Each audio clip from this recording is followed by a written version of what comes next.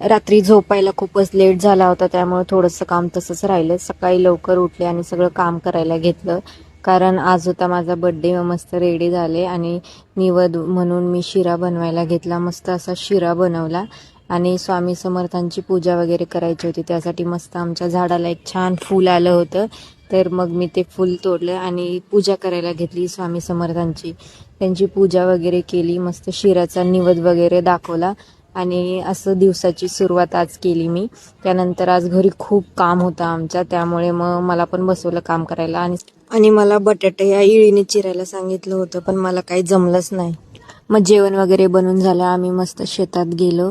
हे असं शेतामध्ये सगळं भारी वाटतं गेल्यावर, असं मस्त हिरवं वगैरे, अशी शेती वगैरे सगळी पिकलेली मस्त. मग आजोबाच्या समाधीला निवद वगैरे दाखवला, पाया वगैरे पडलो आणि शेतातून मस्त अशा थोड्या ताज्या भाज्या वगैरे घेऊन आलो आणि शेतामध्ये थोडं खायला बघितलं काय रानमेवा भेटतो का, तर पेरू, नंतर याला काय म्हणतात सीताफळ वगैरे, पण काहीच नव्हतं खायला आलेलं. मग थोडंसं फिरून आम्ही निघालो घरी आणि हे काकाने आणलं होतं, पण मला माहितीच नाही त्याला काय बोलतात. तुम्हाला माहिती असेल तर सांगा. आणि मग आम्ही जेवण वगैरे करायला घेतलं आणि अजून संध्याकाळी गणपती वगैरे बसवायचं होता. खूप काम बाकी होतं आणि खूप मोठा ब्लॉग झाला असता, त्यामुळे मग मी एवढाच ब्लॉग बनवला. तोही ब्लॉग मी नक्की शेअर करेन. भेटूया नेक्स्ट ब्लॉगमध्ये, तोपर्यंत बाय बाय.